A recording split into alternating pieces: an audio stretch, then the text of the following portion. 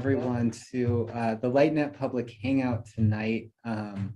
We are going to talk about we're going to have a panel discussion about tips to make ET contact, really led by our LightNet guides. So this is really exciting. We're going to have our groups start off this Saturday. So we have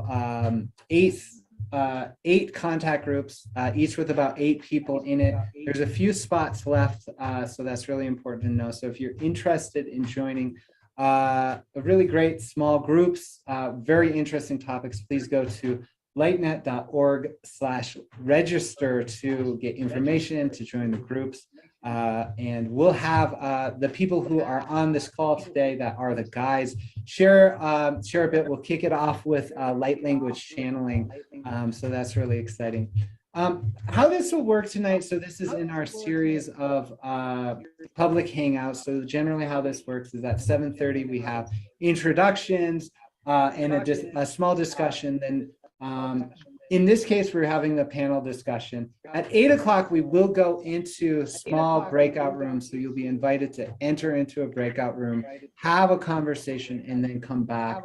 During that time, the panel discussion will continue to go on, and we are recording, so you can check that out afterward. In the discussion, the prompt tonight is tips to make contacts. So we have about perhaps 5 minutes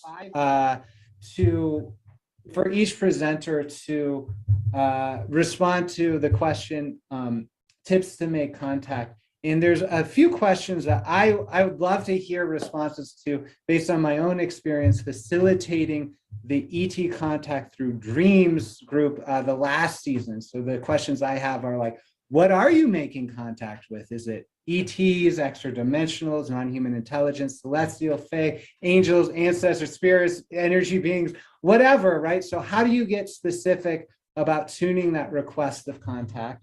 Then about how do we respectfully speak with one another about contact is the other kind of question I'd love for the panelists to discuss, which is because I see in the group we ran, we talked about dreams. They're very mythic. We might understand that as testimony.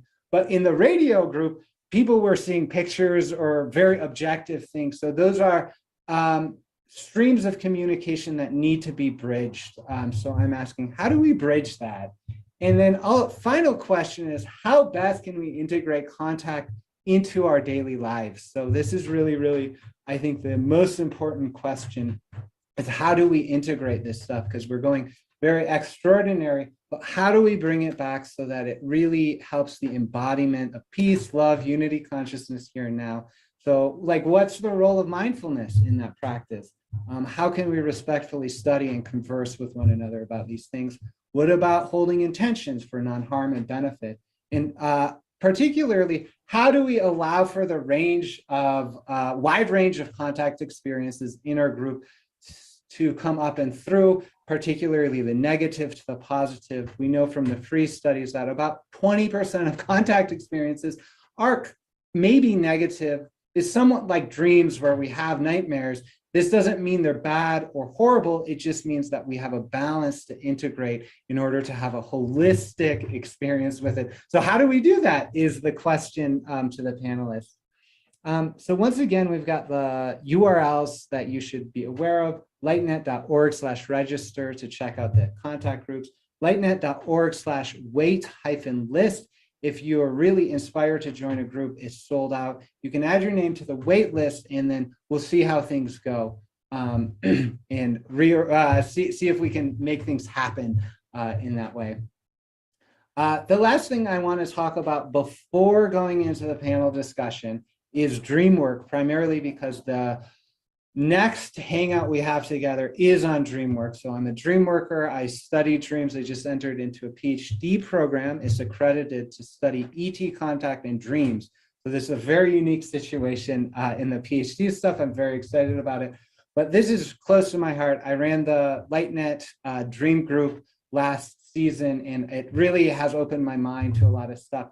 So the fundamental observation I have from our experiences together is that extraterrestrial and non-human intelligent contact is dreamlike, meaning it's strange, it's weird, it deals with fantastic beings.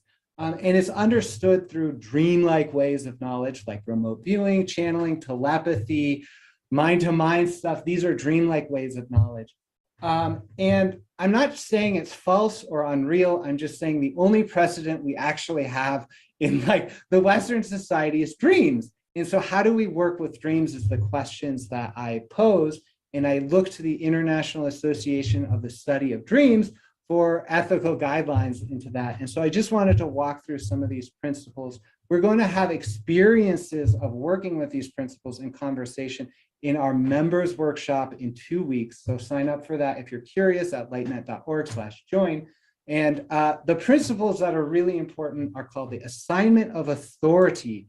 This means that you as the dreamer are understood and respected as the final authority regarding the significance of your dream. This means nobody else can tell you what it means. And if we say that ET contact is dreamlike, and we look to the precedence of dreams to tell us how to handle dreams, we have to now respect the experiencer as the final authority regarding the significance of the experience. And that, I would say, includes what we say ontological significance, meaning is it real or not? So we understand ET contact is dreamlike. We understand that you get to say whether or not it's real, not somebody else out there. This leads to the next principle, which is respect of the dream, so that we understand that dreams are non-dual in nature. They're not subjective, they're not objective. They're happening in between, which means that we cannot reduce a dream to one interpretation. It has to be interpretable over and over again, revealing multiple depths of meaning. So in the case of experience with ET contact and non-human intelligence, we have to respect that experience by not reducing it to one single interpretation, meaning not reduce it to is it a historic event and just that? Is it a psychological event and just that? It has to bridge between that and be a source of ongoing meaning in our lives if it is understood to be dreamlike. This leads to the next principle, which is that study requires participation, which is why these ET contact groups are a great thing, is because in order to study dreams, the only ethical thing to do is engage in your own dream work. So what that means is talking about dreams, thinking about it, paying attention to your dreams, whatever. So in the case of ET contact, I say, well, you should be engaged in your own dream work and also exploring contact, either through something like CE5 or looking at your own experiences or using lucid dreams to emulate ET contact, which a recent peer-reviewed scientific paper shows that if you try, 74% of you can emulate ET contact in dreams, which I suggest perhaps is indicatory of something else happening, considering the 50% success rates of other lucid intents. But that's another subject matter. The final thing to talk about is that dreams are triggering and projection prone. So it's really important that when we engage in dream work, we're aware that they're triggering and projection prone, meaning I'll think your dream means something. Everyone thinks it means something. You're the only person that gets to say what it actually means. But it may actually trigger thoughts and feelings inside of ourselves that are like nightmares or other thoughts that we have to be mindful of when we engage with this, so that when we turn to ET contact work, we have to understand that it is both triggering to some people and projection prone, meaning that I think your contact might be something, someone else might think it's something, some researcher over there might mean it's something, but actually we just have to be aware that it's nothing or everything all at once, basically with the dream work. So if these inspired you at all, these ethical principles, if the bridge between ethics, the dreams and ET contact inspires, then I would invite you to come to our next members only workshop to really deep dive into how to work with ET contact experiences like dreams. And that happens in 2 weeks. 6:30 p.m. and you can sign up at lightnet.org/join. So we're going to kick off the panel discussions. Like I said, we'll have about 5 minutes to address the questions, tips to make contact.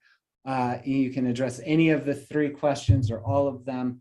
What are you making contact with? How do we respectfully talk about contact? How best do we integrate it into our lives? But I'd love to call on Carla and the the light language team to share a demonstration and then go into the panel discussion. So maybe take a few minutes to do the light language demonstration, and then we can shift into the tip to make contact.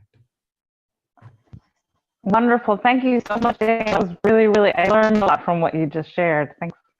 I want to share that light language has many different interpretations. My interpretation is that I'm making contact with sentient and light being star people. We're not human intelligence.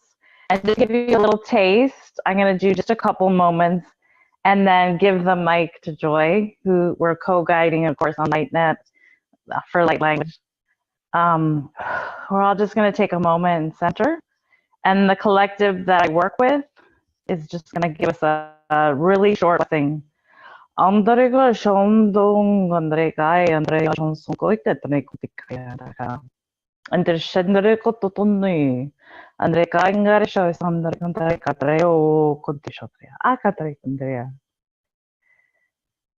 Thank you so much. And I'd like to have Joy if she'd like to share anything about her experiences.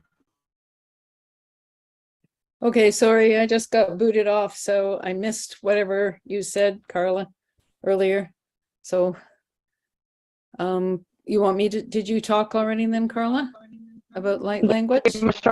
Short light language. Sure. If you wanted to share a couple moments of your experience with light language. Yeah, I'd love to. Light language for me has been something that I've been following for, I don't know, almost 30 years, I guess. I had colleagues that started to speak it, and I'm a healer of 40 years, so I've been around the block, right? And lots of modalities and lots of courses.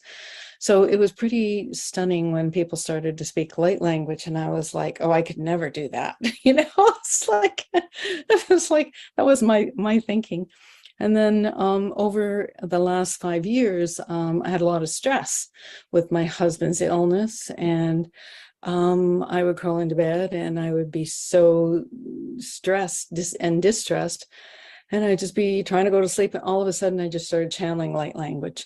And the comfort, the comfort and the healing and just the sense of being so loved and so, you know, like just enveloped in love and supported is why I want to, support Carla in doing the light language thing. After Zenka asked us, it was like, what? Okay, yeah, sure, we can do that. Be great, right? Because I just wish it for everybody, that they could have their own, their own connection. And in terms of connecting to ETs, I was I was taken when I was really little. I was so excited. Thought I was on the greatest adventure ever. Got a little messed up one time when I felt everybody else's fear, and that kind of confused me because I was really young. But I've seen ETs. I've seen ghosts. I have mediumship abilities too. So, the tip for opening to that, and 2 tips. One is to know that it all exists, everything exists. And so, it's just not something you're hearing about that could be true. It all exists. And once you decide where you want to plug in first, whatever would be your, that would draw you, that would sort of interest you, it has to be what interests you. So if you want to communicate with your grandpa, then you can. So you go for that. You don't go for, oh, I want to go up to a spaceship, if you're, really terrified of like, oh my God, what's going to happen to me? No, don't start there. But, yeah, I mean, I've had amazing experiences, and I can't, and I just think light language is just, it's a gift to give yourself. So yeah. Any other questions, Daniel, I should be answering on that, or is that? Oh, integration would be great. So you've had these experiences, you've sort of sometimes excited. So you mentioned a sort of energy thing happening or whatever, the fear feeling. How do you integrate all of these experiences? How do you integrate the sense of everything is existing in like everyday consciousness? Yeah. In everyday life. Well, because I just have it's like having radio stations that come in and go out, right? So, using your consciousness and your awareness and developing yourself is something that if you want to do this, any kind of work, you need to kind of do that. Meditation's a huge basis, right? I guess it's just doing it. It's just choosing it and doing it. It's like talking to the animal, your dog, and knowing your dog can communicate back to you, and trusting yourself in developing that inner language with him, or that telepathy, right? Getting a heads up. It's like, oh, there's something I need to be aware of today. You're getting in your car. You have to listen to yourself, and you have to trust in all the little messages that, are coming your way. And those messages are different for different people, depending on your senses. Your inner senses are different than everybody else's. And you just have to learn that inner language and have fun with it. Most of it all is having fun with it. For me, I've had a lot of fun with it. So, yeah, I think that would be just practice, practice, practice. Yeah. Beautiful. Thank you. I know I love light language. I did this today. I don't know if you can see it. It's like doodles and glyphs and stuff. It's like a sort of written light language. I've been doing that since I went to grad school, and I took all my notes in that language. I still can't read them, but it's something, it brings in energy and different frequencies. So yeah, very much like sigils, right? Yeah. Absolutely. Yeah. So thank you for sharing that experience, your experience and wisdom. Thank you, Carla, for sharing the transmission. I see that we have Eriko on the call, who is leading a group. I wonder if, I see you're on mute. Perhaps you can unmute if you'd like to come in and share a little bit of wisdom, some of the tips to make contact. I did ask a few questions about who are you making contact with, how do you integrate it, and how do we speak about it? So any tips to make contact? Hello. Well, I just came back from Japan, doing some seminars, trying to contact with UFO with the radio meditation together, and also did the spoon bending party. And what I learned was that intention is very important. And for the UFO watching experiment, I totally forgot about it. We did the meditation, and the radio was set up beforehand. And what happened was that I have been doing experiment here, in Seattle. So often I get the response to the radio.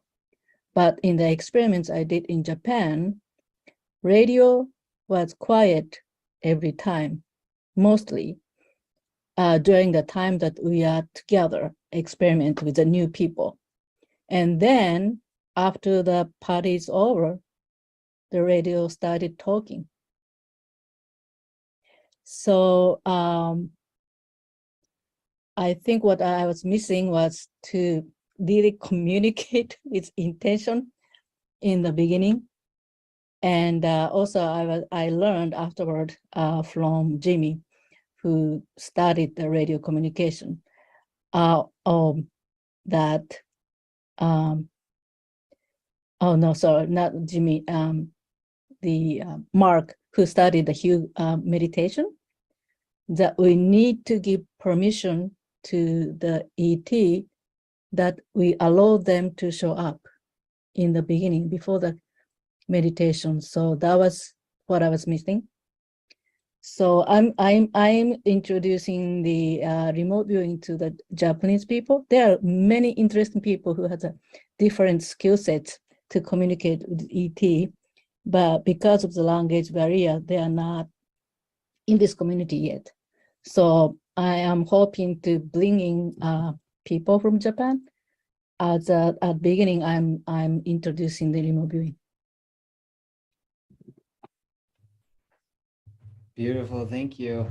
Thank you for sharing that. That sounds really exciting. I'm always interested in like the cross-cultural kind of comparisons and like, is it land we're on that's changing? Is it the culture? What's going on? So that's a really interesting question.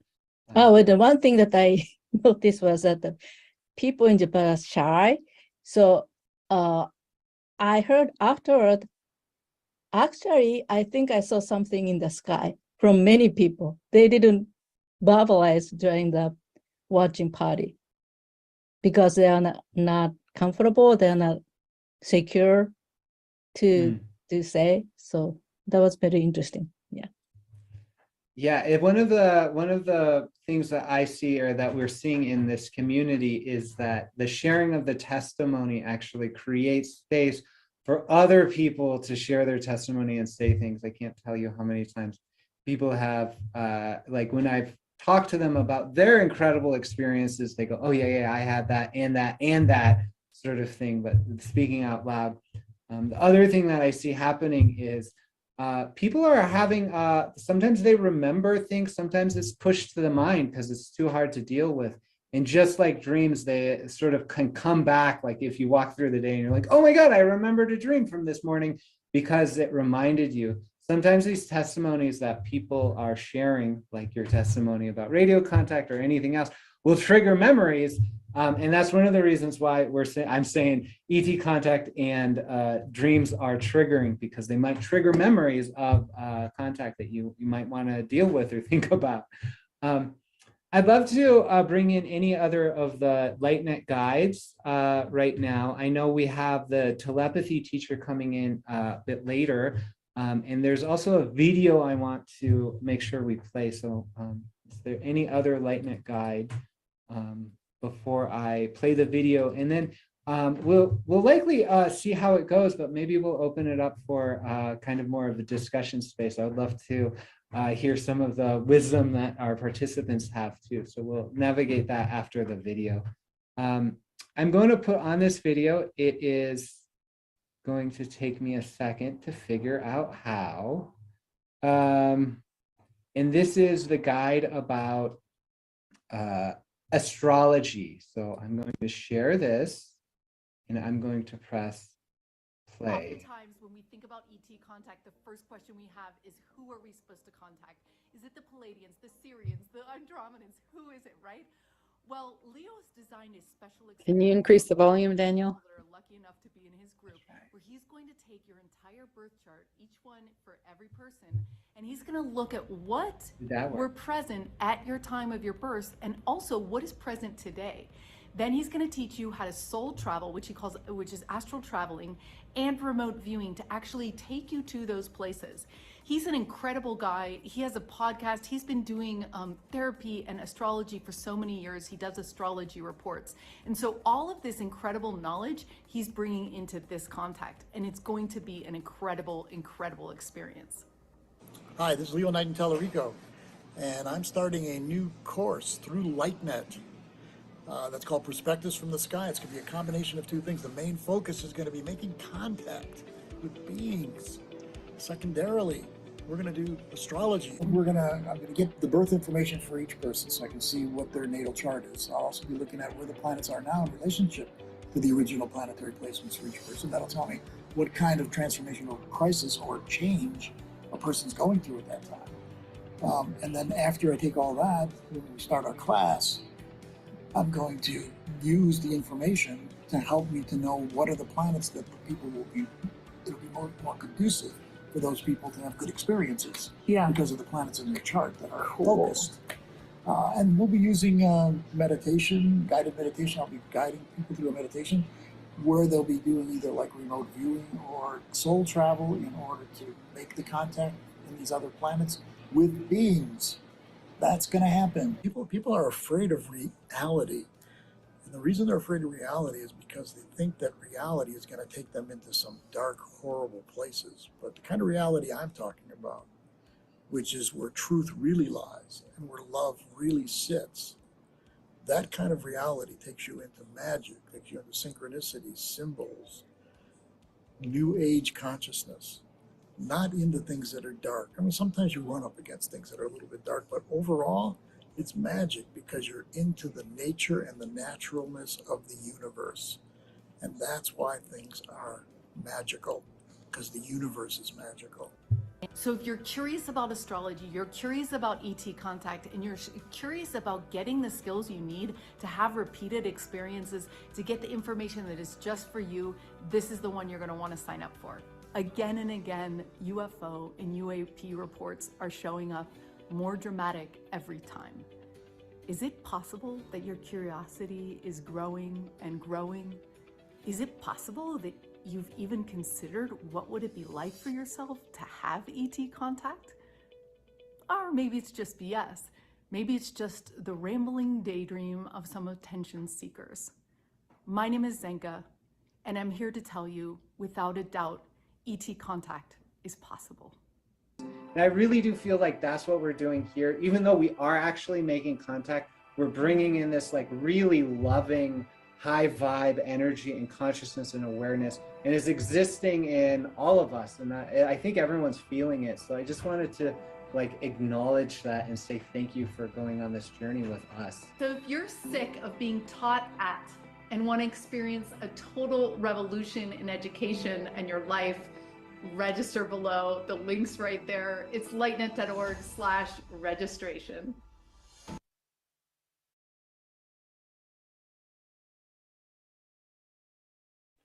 Think it's so awesome. If that class was available at a time I could take it, I'd so be in it. That astrology. I love astrology. Absolutely love it. Yeah. Studied it a lot. Yeah. Very cool. Yeah, it's really exciting. Yeah, anyone that is watching that wants to sign up for it should go to lightnet.org/registration. So right now is the typical time we go into breakout rooms. So I will start that going on. And if you want to have a small group conversation of about 4 people, if I can figure it out, hang on a second. Then you go into those rooms. If you don't want to and you want to stay in with the main group, you're welcome to. We are recording this so you can catch up on it later, so you don't feel like you have to make a choice. And when the other teacher, the telepathy guide comes in, we'll invite her to share her tips for making contact. Otherwise, we will have this conversation about tips to make contact with each other in this group. So I'm going to do that now. Create these groups. And you'll be invited to the groups. You can go or stay as you want. And I would love to just now open it up. In the groups, I'll give you a 2-minute warning so you'll come back. But I'd love to just open it up for anybody that has a particularly strong sense or awareness of tips to make contact, particularly with these questions. So if anybody would like to open up that or reflect on that, please raise your hand or let me know.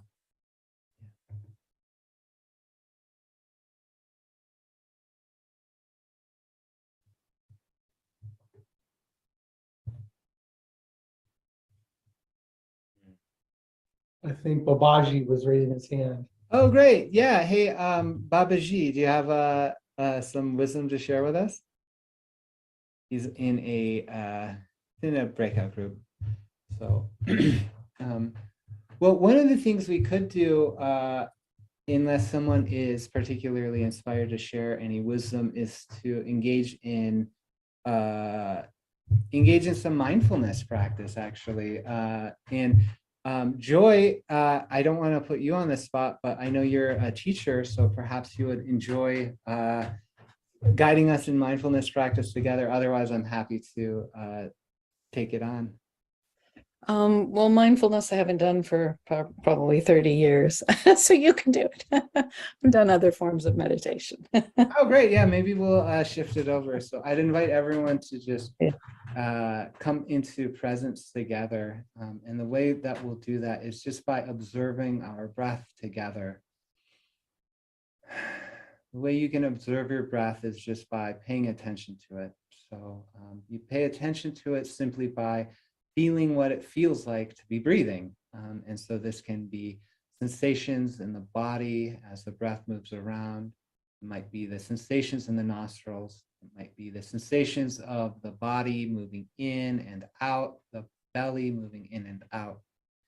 As you tune into the belly, it's a really great time to invite a sense of relaxation and natural presence. Because if you're holding any sense of tension there or needing to be a particular shape, you can just simply release that and be present. So we're just creating moments of presence together. As I offer the series of suggestions and instructions, just know that you can just be present with your breath. Breathe in and out. I think this is one of the most important things we can do to make contact, most importantly with ourselves, then with others, and with the cosmos. Just being present, tuning in to the physical sensations, what it feels like to breathe. You can allow your attention to move through any of the sensations that you're feeling. You might have sensations of heat or coolness, wetness or dryness. Whatever you're experiencing is perfect.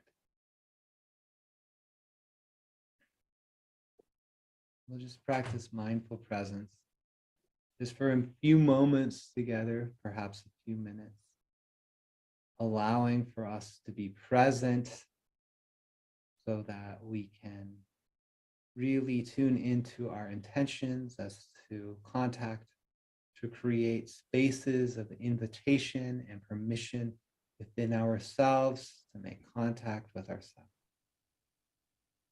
make contact with the world. Because unless we're present, we're actually in a world of illusion. A moment ago, a moment in the future. But contact happens in the now. We can invite that contact just by being present here and now with our breath.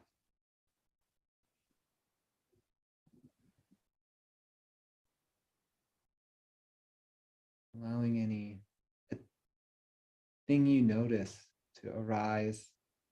Your attention is moving through your sensation and you're discovering energy. That's wonderful. Just allow that to happen and be present with that in the way that you're present with your breath. You might have thoughts or feelings, and you might even be tuning in to sources of wisdom that are commonly understood to be galactic or non-human or anything like that. You might be tuning into wisdom of yourself. Allowing for that wisdom to come in, inviting and permitting wisdom and connections that are wise and well, according to the principles of non-harm, for the benefit of yourself, your community, and the earth, for the purpose of deeper embodiment of peace, love, unity consciousness, here and now in this body that's practicing mindfulness, just by observing the sensations of breath, whatever else is coming up. Doing the practices of being present now to practice and pave the way for contact that happens only in the now. Simply by being present with the breath now, you're giving yourself an opportunity to practice what it might be like to be with another, what it might be like to make contact with one of the others.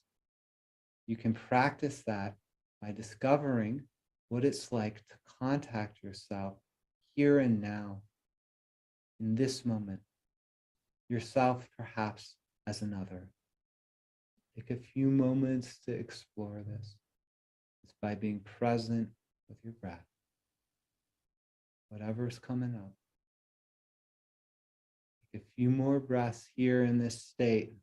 And I'm going to ask for wisdom or communication to arise in your consciousness, in your experience. Allow that now to come into your heart, a message, a gift, or a communication meant for the purpose of healing, insight, and transformation.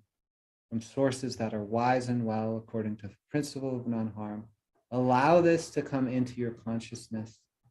Explore it in the same way you explored your sensations of breath. Being present, allowing this to happen. A few moments to allow this contemplation to find a natural pausing place, conclusion, and send gratitude to yourself, to all aspects of yourself that have participated in this, to all sources of wisdom that have communicated with you here and now. And then just come back to the present here and now, beingness here and now. Open your eyes and be present. Thank you. I'd love to see if anybody had an experience they'd like to share or anything like that. Yeah.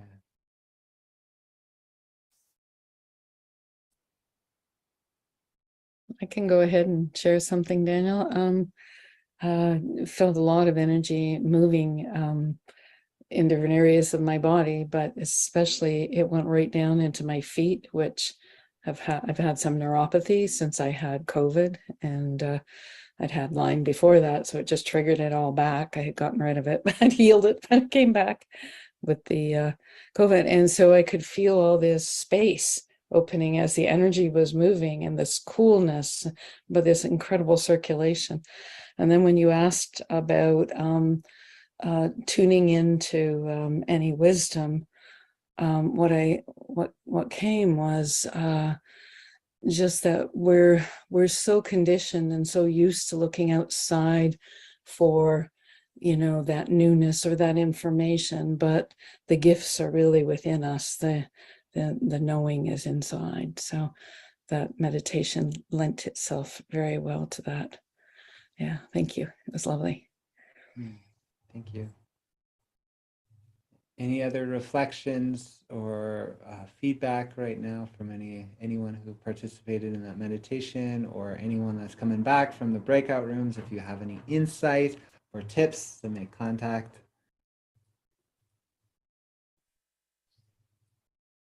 A stone habit. Yeah. Hi, Daniel. Hi, group. Okay.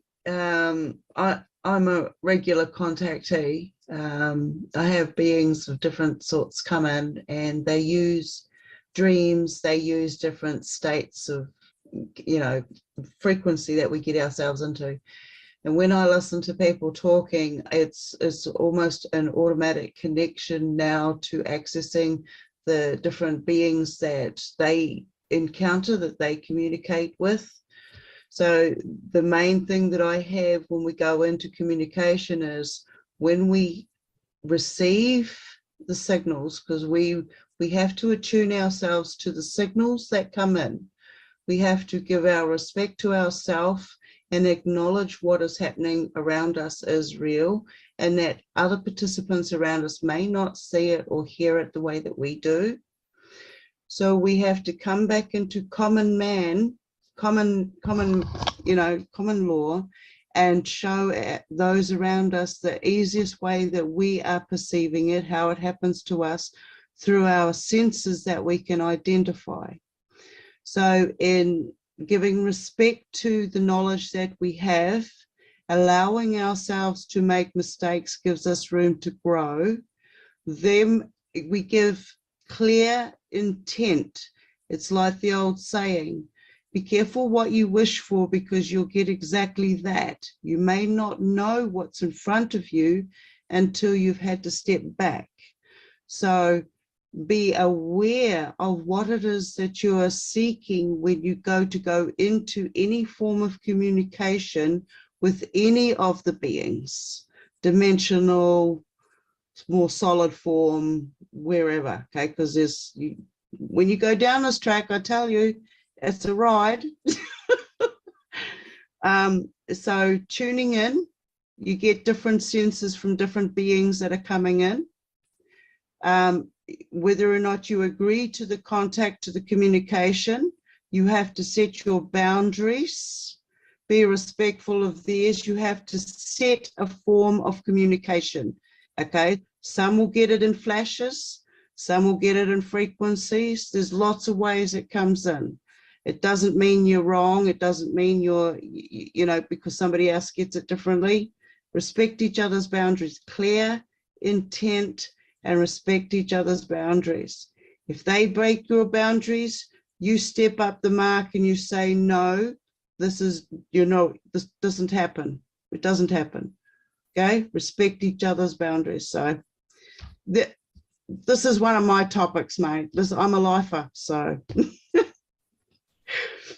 Beautiful, thank you. That's really good advice. Some of the experience I have in working with people, because I do like hypnosis and dream work service with people who sometimes have unwanted contact, is really the letting people know that you do have some level of choice, that really mindfulness and intention and permission and boundaries are really important to know. And that one of the things I wish someone would have told me a long time ago is that with shifting unwanted contact, it is like shifting any other behavior pattern, like quitting smoking or coffee or whatever, is that sometimes you have to allow for that communication of boundary to go through the subconscious layers of your mind that sometimes open the doors for you in self-sabotaging ways. So that's really important to acknowledge, that if you're perhaps practicing meditation and going like, why am I still having weird experiences or unwanted contact, and I'm practicing and setting up my boundaries,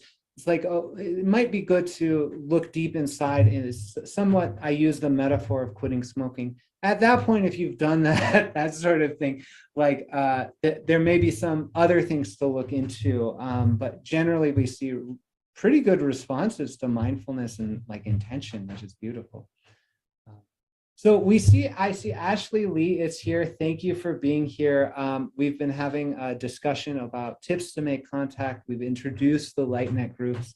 You're leading 2 of them about telepathy. So I'd love to give you some space and time, Ashley, to talk about what telepathy is, what the groups you're leading, and then perhaps spend a few minutes sharing with us some wisdom regarding tips about making contact.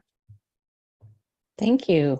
It's so nice to meet everyone. I apologize for being a little later. I just had another appointment.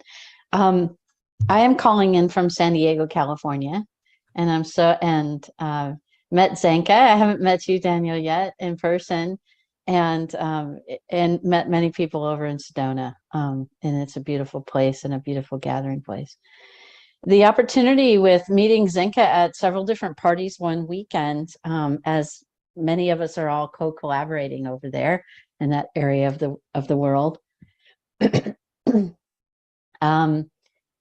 met Zenka, and she had some ham radios at her house at a party, and she was sharing a little bit about what that meant. And so in that context, I got to experience ET contact through the radios, and they were responding with, I'm not very familiar with walkie-talkies, or ham radios, and so I'm getting an upgrade version of what that is. And so they were coming in with blips and clicks and staticky noises, and it was very interesting because it was very purposeful, very meaningful, and actually had tremendous value.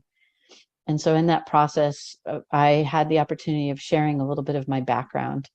I'm a retired registered nurse of 32 years in pediatric critical care. So I have taken care of newborns, all ages of kids, and with all different areas of problems and challenges, needing life support. And then also in the cardiovascular ICU in Honolulu, in San Diego, and in North Carolina. So I've been around the block for a little while, working in areas helping kids connect to their ability to heal themselves. And through that process, about 12 years ago, I healed asthma and allergies in myself and woke up to the energy healer that I've always been and didn't know it. I thought everybody does what I do and everybody does what they do, and we all share together. And I didn't realize that I had those capacities and those situations until I opened the window of healing my own challenges energetically through the physical. I didn't do any of the, if you could call it, the deeper emotional, mental, or spiritual work just yet. It all came through the physical realm. And I knew energetically it was leaving my body. And so from that time, the universe opened up, and that was in 2010. And everyone started walking into my life. I walked into present time and started recognizing that there was more to healing than Western medicine, so to speak, or allopathic disease-based medicine. And so in this process, I started a private practice and started seeing kids and families. Most of the kids were highly sensitive, highly energetic, highly psychic, having high energetic sensitivities with autoimmune and other challenges that were physically based. Then moved into the realm of understanding that really the aspects that I needed to share was learning how to language all of this energy healing to parents and adults. So spent a lot of my time in practice working with adults and parents and practitioners, learning about how to access their own energy healing within themselves, called self-healing. And so in this process, helping the children really become the truth of themselves so that they can be fully expressed in their world, bringing forward their giftedness in everyday practical environments. So in this process, I am now on a journey in creating global energy mastery schools around the world that contribute preconception, conception, through gestation, through birth, through infancy, all the way to young adulthood, supporting children and their parents, understanding how to master their energy physically, mentally, emotionally, and spiritually, so that they have an opportunity to optimize their relationships with themselves, each other, and the environments they create, thus ushering in the whole new world that we're all present to creating and contributing to in our unique giftedness. So I come with a lot of psychic abilities, and I always wondered why that was, and now I understand. It's to support the children and understand what they're working through, to develop curriculum and understanding, to master their energy in all these different realms. And one of the realms is telepathy. And so I was born an extreme telepath, wondering why. And then my inner guidance tells me one morning when I'm in the ICU and I have a little baby hooked up to life support on a specialty bed, and said, "Why is my telepathy so off the scale?" And my higher self says, "Well, how's the baby doing?" And I said, "The baby's doing fine. Baby's asleep," and et cetera, et cetera. And then my higher self says, "What is the baby thinking?" And I said, "Well, the baby's not thinking right now. Baby's sleeping and doing really well, considering." And my higher self is joking with me and says, "Yeah." I said, "Oh, that makes sense. I'm telepathic to support giving words to those who can't speak for themselves in the moment." And so learning the practical applications of telepathy and what it really means versus when I was little, I don't want to hear everybody's stuff. So I shut it down when I was littler because, we were kind of a focused society on thinking negatively versus thinking positively. So being surrounded by people and places and things in our lives that are negatively focused or fear-based focused was something that I needed to master and learn myself. So in that process, helping children, really making it be okay, that it's okay that we're telepathic, that we're connected, that we can hear each other's thoughts and feelings and situations and energy, and bringing that forward. And the reason why telepathy here for adults and then telepathy for kids and parents was because in the experience with Zinka and her ham radios and ET contact, it was very clear the frequency of who was coming in, where were they coming in from, what dimension they were coming in from, and then what they were sharing directly and indirectly with yes, no questions, then clapping. I don't know, it was really neat how Zinka and the team were developing different ways to get very simplistic answers. And then they started talking very telepathically to me and sharing with me challenges that they're speaking to us, I guess, lay people or light worker people or people who are not in the government and not with treaties and all this stuff, intergalactic warring, let's just say, or energy wars or different things like that, and why the ETs are here to support us through this transition and all of that. They explained some of the challenges that if we started responding from the telepathy with accurate answers and accurate questions than those listening on planet Earth that, through Alexa and other things, maybe even Zoom. But anyway, those listening, what happens was that they wanted to not break their treaties with the governments in different things. And so that got Zinka excited, and then they started to share how they could go through her phone, then through the Bluetooth, then turn on music in her house. It was very fascinating. So they started to share how intricate it was, and we all decided that we're kind of over it. And yes, we're all censored and it doesn't matter. And really, when we speak in higher consciousness to each other, the lower consciousness beings that are busy trying to regulate everybody and tell everybody what to do and censor everyone, that we can all to collectively move beyond that. And so those were some of the references on creating telepathy classes in here, helping people really connect on a deeper level to ourselves, to each other, and to the non-human intelligence as well on all levels, like you were just speaking into angels and other ascended masters, other people who have passed away. I even mentioned the idea of talking about it with kids, to the trees, to the birds, to the clouds, to the earth. So all levels of sentience that we may or may not be aware of just yet. Wonderful, thank you. That's really beautiful. I know, looking at ET contact from the lens of like dream thing, everyone, all the ET beings seem to be talking telepathically. It's a rare occasion to actually have people share the testimony of words or things like that. I would say that's 10 to 1, telepathy to verbal stuff. And that's just not, that's not a statistic I know for sure. I think the free survey did something on that, but that's just my experience. Everyone's telepathic out there. So it's a really good idea to study it and practice it. Turns out that like wolves, dolphins, crows, and humans are telepathic beings. We just don't really know it.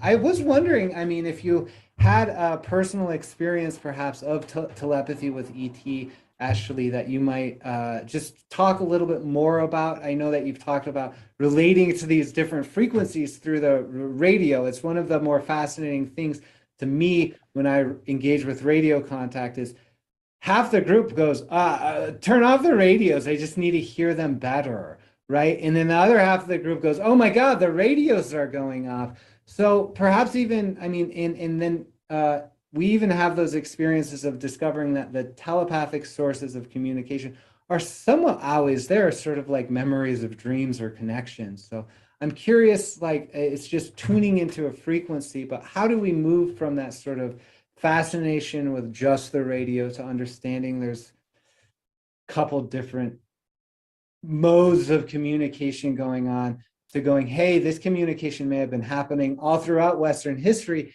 even if we haven't acknowledged it. So maybe having gone through that journey yourself, what might you say to people contemplating going on that journey with the groups of LightNet? Yeah. Those are great questions. I sense, first of all, that when we have the radios, it's kind of neat because they can pop in and it's like a doorbell and they ring the doorbell.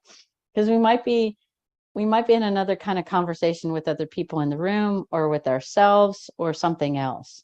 So it's a nice way for an electronic or technological instrument called I think they're walkie-talkies, aren't they? But I could be wrong. Maybe they're ham radios. Oh, they're ham radios. The walkie-talkies are defined by specific frequencies. The ones that are suggested by Blanchette and Sims are shortwave radios that are specifically tuned to legal frequencies to listen and broadcast on. Oh, gotcha. Okay. Something to be mindful of. Yeah. Yes, thank you for the education on that. So having those radios is an opportunity for them to kind of come in and say hello, which is kind of nice.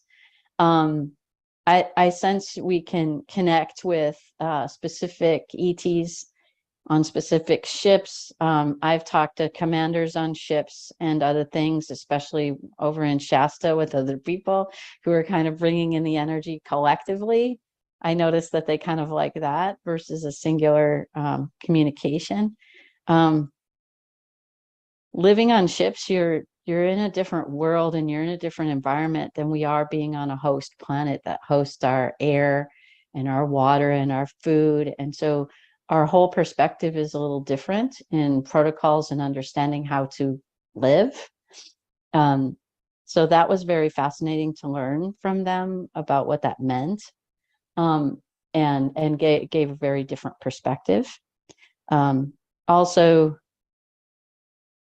culture, it's very interesting to experience different cultures that they express it through their protocols, but and how they communicate and what they are choosing or not choosing to communicate about is very interesting too. I think they study us in Sedona and the area there. It's undeniable how many ships are above us at nightfall, looking through military grade night vision goggles or anything, even just with our naked eye, you can see them.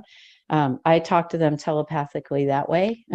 I kind of go, what are you doing up there? You're just flying around watching us like little ants. And they're like, and they have different kind of answers. It's kind of cute. I don't know that they have as much of humor as we do down here, that we can laugh at ourselves a little bit. When I was utilizing the radios, I actually talked to them more telepathically through me versus through the radios.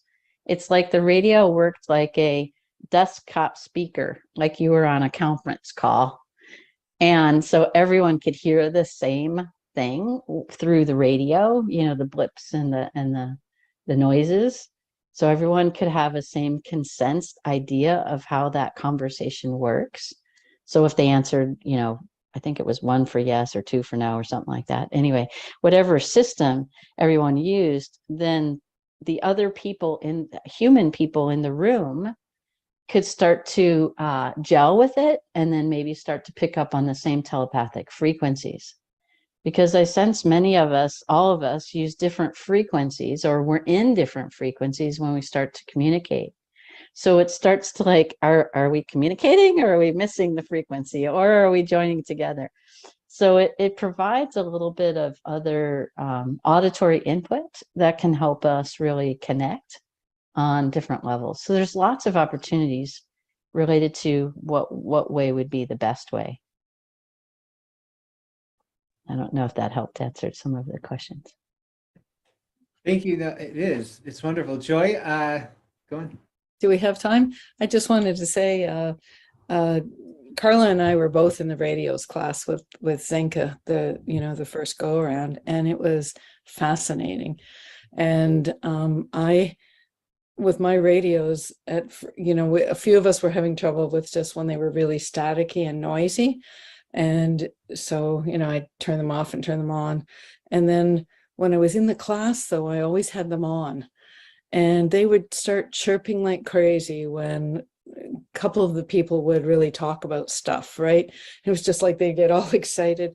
And then a couple of times I just had them all of a sudden, like, I don't even know how to describe it. It wasn't just chip, chirp, chirp, and whatever. It was more like static, except all of a sudden it was a transmission. And I could feel myself go into an altered state a couple of times. And I just heard telepathically, listen. And it was just frequency and a transmission. And it was just amazing. I had such an expansive experience from both. It was twice that happened very powerfully for me. So I think it depends. Everybody gets something different, like in our class, there were so many techies. And it was just like really techies, and some of us that were not. I was not. And so it was just everybody played with it differently, and you interface differently. But I think that telepathy is, I think I'm very, very telepathic, but I think if people aren't comfortable with their telepathy, they should be jumping into your class, honestly, because Ashley, it's gonna take them so far, right? Yeah. Yeah, I really agree. And when the radio started blipping really significantly, you could tell it was a transmission, and they were somewhat expanding the range of the technology of these